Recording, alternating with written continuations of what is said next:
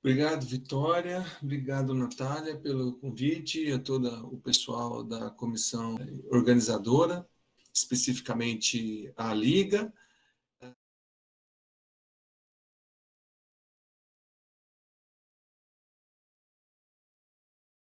Então, fisioterapia aquática, para quem e por quê? Uma vez eu estava dando aula para um grupo de acadêmicos como vocês. Por que você indicaria um paciente para fazer exercício na água? 0 não levaria o paciente, levaria com certeza 10.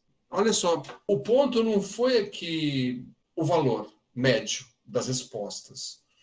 Então, para que você levaria o seu paciente para fazer exercício aquático, para melhorar a função?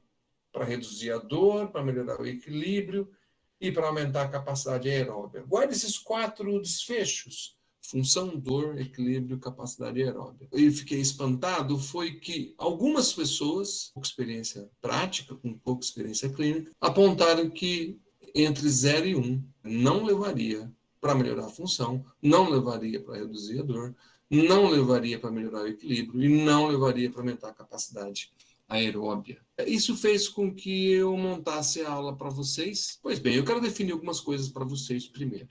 Vamos definir o que é exercício aquático. É um conjunto de procedimentos terapêuticos influenciado pela mecânica de fluidos. Isso é uma coisa que tem que ficar muito claro para vocês. Porque quando eu penso em exercício em solo, tem influência da mecânica, da gravidade, de outros pontos, mas não da mecânica de fluidos. Trabalhar com exercício aquático significa eu entendo de física. Se eu não entender de física, minimamente, os conceitos mínimos, você vai ter dificuldade de interpretar muito do que você está, não só programando para o seu paciente, mas também nos achados que você vai ter como em relação aos desfechos que você propôs a se tratar. Continuando o conceito, realizados em uma piscina com temperatura adequada e aplicada por um profissional qualificado. Levar o paciente para fazer exercício aquático, uma coisa que eu tenho que prestar atenção muito é em relação à temperatura. A temperatura não faz parte da mecânica de fluidos, embora muitos profissionais ainda confundam propriedades físicas da água com temperatura. A temperatura não é propriedade mecânica. Ela é totalmente dependente. O sucesso da satisfação do teu paciente passa pela temperatura. E não porque você é o melhor fisioterapeuta do mundo, e não porque você é o fisioterapeuta que tem estágio em 10 países, porque você fez 15 cursos internacionais. Se a temperatura da sua piscina não estiver adequada, o seu sucesso vai estar questionado sobre isso. Profissional qualificado, porque é um profissional que precisa estar atento às mudanças, à física, à condição da água, os efeitos, a avaliação, uma série de procedimentos que estão, de certa forma, ausentes quando eu trato com o meu paciente em solo, e onde é a vasta maioria dos casos que quando a gente forma um acadêmico, não é? Então, a gente tem conceitos para fazer exercício em solo. E esse profissional qualificado, ele passa por esse rol, essa gama de conhecimentos. O conceito 3 é um procedimento denominado, esses procedimentos, quais esses procedimentos terapêuticos? Eles são denominados exercícios aquáticos. Você pode ver que eu usei o termo exercício aquático, usando desde o começo da aula, que variam entre o que vocês aprenderam em solo: alongamento, mobilizar, resistência, exercício aeróbico, relaxamento, entre outros que podem ser aplicados tanto de forma individualizada quanto em grupo. Entre outros, significa conceitos específicos para exercício na água, como, por exemplo, conceito Body-Ragaz, conceito Halluik, conceito Watson. Olha, então eu tenho conceitos e mais conceitos para definir exercício aquático.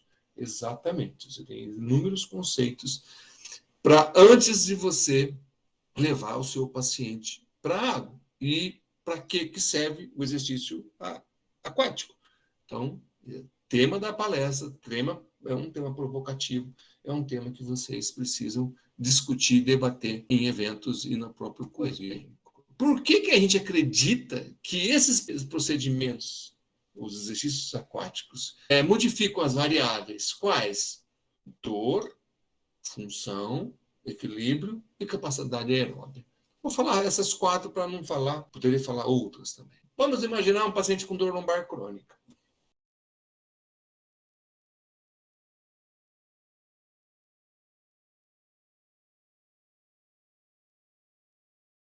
Alongamentos? Por que eu faço esses alongamentos? Por que eu faço postura da bailarina da RPG? Por quê? Porque eu faço. Por que eu faço uma adaptação do slump? Por que eu adapto exercício abdominal? Por que é importante exercício abdominal para o paciente com dor lombar crônica?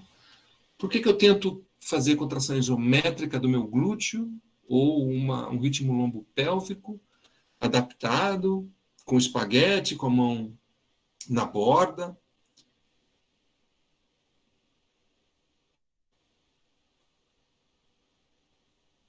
Esse é um padrão de tronco do conceito Bhaddha-Ragasa. Por que eu faço contração dinâmica com flexão lateral do tronco? Isso estimula que tipo de músculo? Por que eu faço rotação sagital, utilizando um espaguete? Vem lá do conceito Halluik, os 10 pontos do conceito Halluik. Por que o espaguete é mais difícil do que fazer sem o espaguete? Por que eu faço contrações dinâmicas isométricas com movimentos curtos da coluna lombar?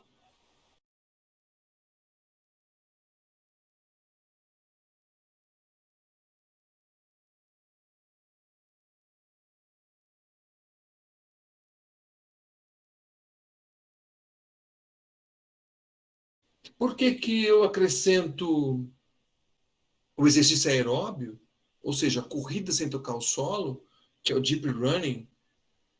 Por quê? Será que é possível fazer condicionamento aeróbio para quem tem dor lombar crônica?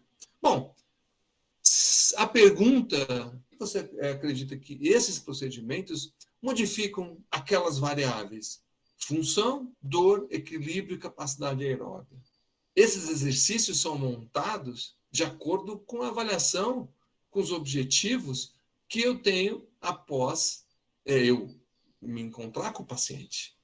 Então, na minha avaliação, eu tenho que identificar a história, a avaliação, o exame físico, entender qual é o processo que ele está passando, entender o meu diagnóstico cinético funcional e bolar a sequência de exercícios aquáticos para melhorar esses desfechos, esses 4 que eu coloquei lá na frente.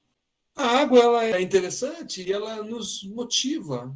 E dentro daqueles conceitos sobre mecânica de fluidos que eu tenho que ter, essa mecânica de fluidos ele tem direta relação com a informação sensorial e as informações e esses desfechos. Vamos tentar colocar assim para vocês.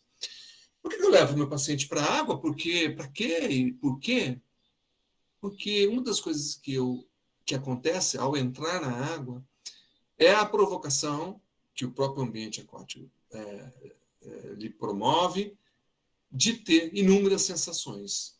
Vai da pele, da sensação da temperatura, até o ajuste do óptico e do vestíbulo coclear, dos 2 nervos de pares cranianos, dos vasos sanguíneos até mexer com a memória. Então, olha quanto estímulo. Eu tenho que entrar na água e entender que há inúmeros estímulos ocorrendo só de entrar, não é nem do exercício. Outra coisa que também me estimula e que me intriga é que os exercícios na água, ele tem uma sacada sobre resistência interessante, porque a água, necessariamente, para fazer exercício, você tem ela, por causa, devido à viscosidade, a composição das moléculas de hidrogênio e oxigênio é 12 vezes mais resistente que em solo. Então, a todo momento, a gente tenta estimular a contração muscular ao máximo, entre aspas. Né? Mas, no ambiente, mesmo que seja extremamente 12 vezes mais resistente que o solo, os resultados para o comportamento muscular nem sempre são os esperados. Né? Então, para a força muscular, você tem que pensar diferente. Para as outras variáveis, não. Porque, provavelmente, há uma influência aqui da mecânica de fluidos, especificamente do princípio de Arquimedes, que acaba equilibrando tanto a força de gravidade quanto a força de flutuação. E a gente tem uma grande sacada, uma grande possibilidade de tocar o paciente, treinar nossa manualidade. A gente consegue mobilizar, a gente consegue reorganizar tanto o tecido conjuntivo quanto a face, com exercícios específicos, com exercícios pontuais. Se não for exercícios específicos e pontuais de forma assertiva, você não vai conseguir mobilizar e reorganizar. Bom, de certa forma a gente consegue alterar por meio de temperatura, a gente tem menor descarga de peso, exercícios específicos. Devido a esses itens que eu falei para você, a gente consegue provocar fibra aferente de longo diâmetro e reduzir a fibra de pequeno calibre, que é aquela que provoca dor, né? Além de diminuir a atividade simpática, consequentemente, a gente reduz a excitabilidade do fuso e a fibra gama. Você vai de neuro a respostas vasculares. As respostas neurológicas ou neuro do sistema nervoso central, você também tem uma grande provocação para isso. O indivíduo, quando ele está dentro da água, óbvio que depende da altura da lâmina da água, e aqui eu coloquei 3 alturas de lâminas diferentes, ele acaba sendo bombardeado com a viscosidade. Como que tanto o oxigênio e o hidrogênio, as moléculas se comportam e te deixa o líquido mais viscoso, consequentemente também aumenta a resistência, por isso que 12 vezes mais resistente, e mais o input sensorial, que é toda a informação do nervo óptico que ele capta na hora do exercício, você tem que se adaptar, o cérebro tem que se adaptar. Consequentemente, o equilíbrio, quem controla o equilíbrio, ele acaba sendo desafiado. Ou o exercício ele acaba sendo desafiador. Muito bem. Tudo isso é muito lindo, porque isso é teórico. E eu quero mostrar para vocês que muitos fisioterapeutas buscam, na parte científica, construir o conhecimento. Aí o que eu fiz junto com uma aluna minha? A gente pegou de 2015 a 2020, ou seja, 6 anos, para ver o que os fisioterapeutas brasileiros têm publicado sobre esse assunto, que a base é isso que eu acabei de falar para vocês de forma rápida. A evolução da produção científica dentro da área da fisioterapia aquática, ela tem aproximadamente 103 artigos em 6 anos. 103 artigos significa aproximadamente 20 artigos por ano em revistas minimamente aceitáveis, revistas extremamente excelentes, como revistas de menor impacto. E olhem aqui que em 2019 e em 2020, desses 103, nós temos aproximadamente 35, 40 artigos responsáveis por esses, ou seja, 30% foi publicado recentemente. Isso quer dizer que o fisioterapeuta brasileiro não quer só saber, né, da teoria, mas ele quer colocar ciência nesse conjunto de informações aqui. E olha só, os desfechos clínicos, aqueles mesmos desfechos que eu coloquei lá para os alunos: função, dor, equilíbrio e capacidade aeróbica. Olha aqui que esses textos estavam sendo publicados sobre o quê? 23% funcionalidade, 17%, ou seja, 40% capacidade física e funcionalidade, 12% é dor, e tem muitos textos sobre cinética ou produção de força, que são feitos na plataforma de força subaquática. Então, se você olhar aqui, função, capacidade física e dor e equilíbrio, se você somar tudo isso aqui, esse percentual, ele representa mais de 60% daqueles itens que eu coloquei no começo da aula para vocês. As áreas de estudo são 2 principais, ou 3, não é? Que os brasileiros gostam de investigar: a neurofuncional, a musculoesquelética, a ortopedia e a gerontologia. Olha só que interessante. Isso representa essas 3 áreas mais de 60% da produção científica, consequentemente envolvendo aqueles desfechos, consequentemente levando em consideração todos os itens que são extremamente importantes para a gente levar o paciente para dentro da água, que eu estou falando desde o começo da aula. Bom, dito isso, eu quero mostrar 2 casos para vocês. Um da musculoesquelética, um da neurofuncional. Exercícios aquáticos modificam... Eu quero uma pergunta. Eu tenho uma pergunta para vocês. Exercícios aquáticos podem modificar o comportamento muscular após a reconstrução do ligamento cruzado anterior? Eu quero deixar não só teórico, mas algo prático para vocês, e essa mensagem prática para vocês aí também. Lembrando dos desfechos que eu quero melhorar. Aqui, no caso, é um desfecho muscular. Vocês. Vamos ver aqui. Se eu quero mudar o comportamento muscular dele, eu tenho que fazer exercícios para isso. Então, imagina que essa pessoa... Imagina não, ele aconteceu, ele veio fazer uma avaliação pré-cirurgia, e aí ele fez a cirurgia, 6 meses depois foi liberado para fazer exercício aquático. E aí ele começa a fazer exercício aquático, aquecimento ali, uns alongamentos acolá. Eu trabalho muito com ritmo lombopélvico, mesmo que seja o paciente com uma lesão de ligamento cruzado anterior, exercícios com resistores apropriados para isso. Então, olha só, a perna esquerda, a lesada, fazendo um trabalho com hydrotone, que é um exercício adequado para isso. A descarga de peso já precoce, no sentido de escada, descer escada e fazer pliometria, também uma vantagem, porque eu consigo isso fazendo no pós-operatório imediato. Outra forma de pliometria, onde eu trabalho com resistência, tanto antero-posterior quanto lateral-lateral. A pliometria aumentando um pouco a altura da lâmina d'água para ele, ou seja, eu estou aumentando a descarga de peso. Pode ver ali que a perna esquerda está feita a tricotomia, né? Na cirurgia, embora tenha sido a artroscopia. E aí continua na pliometria. O conceito Bade-Ragaz sai de uma posição de rotação interna e a abdução, vai para a adução e rotação externa, uma tentativa, pelo menos, disso. Também trabalho de força.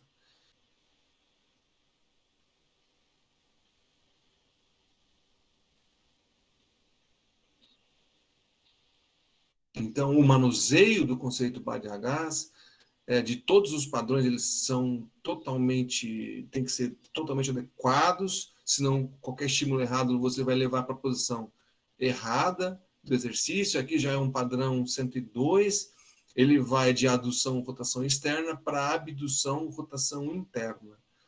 Um pouco prévio de exercício aeróbio, fazendo a bicicleta subaquática, e aí depois mostrando para vocês a capacidade aeróbia. Ou seja, para mudar a função muscular, não é? Para mudar a função muscular, porque essa é a minha pergunta, será que exercício aquático? E detalhe, esse paciente fez exercício aquático exclusivo, tá? Ele se dedicou 6 meses, com 1 mês o médico liberou, então ele fez 5 meses de sessões na água. Tá? Ele aceitou fazer exercício aquático exclusivo. Vamos ver as consequências disso. Isso aqui é o deep running, a corrida sem tocar o solo. É extremamente motivador. E aqui já é a corrida numa piscina de criança, e é uma transição para mandar dar alta para o paciente.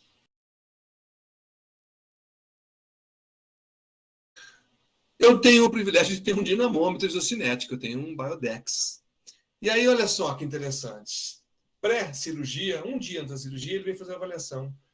156 Nm no joelho não comprometido e 154 do joelho comprometido. Ele já tinha uma lesão há pelo menos 5 anos. Então, ele já estava crônico a situação dele. Ele incomodava, mas a força, você pode ver que na pré-cirurgia estava com a gaveta, estava com todos os sinais positivos, mas você pode ver que a condição muscular dele era muito boa. Após 6 meses, manteve-se o valor de 168 Nm, e aí, olha só o que aconteceu, ele reduz para 126 Nm, ou seja, os exercícios aquáticos ele reduz, deixou com uma sequela de 18%. Eu quero melhorar a condição muscular, exercício exclusivo na água, e eu tive um decréscimo de 18%. 2 anos depois, Olha só quanto é que está o valor da perna não lesada, 193, e a perna volta, 24 meses, volta para uma condição pré-cirurgia. Só que, se você olhar entre 168, direita em relação à esquerda, o déficit era de 25%, e ao final de 2 anos, 193 para 159, o déficit era de 17%. Ou seja, um desequilíbrio entre as pernas. Isso me leva a crer que exercício tem que tomar cuidado para quando a gente pensar em força, para se esse desfecho é o melhor desfecho para se trabalhar na água. E, em compensação, fazendo a avaliação funcional, você tem aqui, ó, o LEFS Brasil é um questionário de função de membros inferiores. Então, no pré-cirúrgico vai de 0 a 80, quanto mais próximo de 80, melhor. Ele estava com uma função boa. 6 meses, um mês depois cai para 30 essa função. 3 meses depois ele cai para 51, ou seja, melhora um pouco em relação a um mês. E a 6 meses ele volta a uma condição normal. Ou seja, o exercício aquático pode não ter melhorado a função muscular, mas a funcionalidade retorna em 6 meses. Após 24 meses, ele foi refazer o isocinético e ele está com a função normal desse joelho aqui. Muito bem, esse é um caso. Eu quero fazer o segundo caso para vocês. Vamos mudar o paciente. Exercícios aquáticos modificam a funcionalidade de pacientes hemiplégicos após 6 meses? Vamos ver aqui a ideia. Vamos imaginar aqueles desfechos. 2 pacientes, o paciente da esquerda é um paciente, os dois, predomínio braquifacial. Um foi carótida, outro foi artéria anterior, o da direita. O da esquerda, ele tem um pouco mais, é mais simétrico, o da direita tem um maior comprometimento de membro inferior, mas a gente começa com aquecimento, com marcha para frente, para trás, do lado, e já dando informações para ele. Então, isso aqui já é o vídeo 2. Vídeo 2 são 6 meses, é uma fase mais crônica da doença e dos exercícios. Subir o step com turbulência para estimular o desequilíbrio. No começo, esse paciente 2 aqui, ele tinha muita dificuldade de fazer isso. Esse aqui é um momento de sentar e levantar, a gente chama de placing, né? A gente trabalha com controle seletivo do joelho, então ele tem uma parte fora d'água e uma parte dentro d'água, a gente não tem uma altura ideal, mas é uma forma de a gente estar estimulando o exercício, o equilíbrio desse paciente aqui. Vamos com uma espacidade tanto de membro inferior quanto membro superior à direita, bem grave. A mobilização ou a normalização de tônus tem que entrar sempre quando o paciente é hemiplégico, não é? Então, a gente mobiliza tanto o membro superior quanto o membro inferior.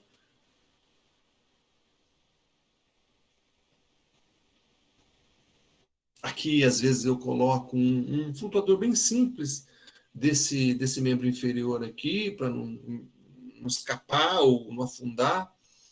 A tentativa do Bad Ragaz, o mesmo 101, que eu fiz ali com o paciente com a lesão do LCA e agora com o paciente hemiplégico. Tentativa de abdução com rotação interna para adução e rotação externa, uma tentativa aqui. Lá eu consigo mais, aqui já é um pouco mais difícil. Rotação longitudinal, ponto 5 do conceito Haluik. E aqui, para finalizar, eu estou mostrando os pacientes saindo da água. Independente do tempo deles, olha o paciente 1 do lado direito, o paciente 2 do lado esquerdo. Imagine que eles chegaram com muito comprometimento, ambos chegaram de cadeira de rodas, então 6 meses eles estão saindo da piscina, e olha o tempo de um e olha o tempo de outro. Um levou 17 segundos. Não é uma competição, não estou comparando um com o outro, mas eu estou dizendo o seguinte, olha, os dois são pessoas que se tornaram pessoas funcionais, se melhoraram o equilíbrio, só que um tem uma desenvoltura, um recuperou de uma forma, e o outro, embora com um tempo maior, ele também ele melhorou o equilíbrio. E eu vou mostrar para vocês e a função dele. Então, a escada, às vezes, ao invés de ser algo que atrapalha, é algo que a gente também testa a função da pessoa subindo e descendo a escada. E ele ainda está com dificuldade. Bom, 6 meses está ótimo. A gente usa uma escala de impacto do AVC, do AVE, que é o CIS, Stroke Impact Scale, e ela tem 9 subdomínios, né? Força, memória, emoção, comunicação, AVD, deslocamento, atividade e recuperação. Aquele paciente 1, no início, ele chegou com 6%. Olha só, com 6 meses. O que acontece? Olhem para a força. Isso é um autorrelato, tá bom?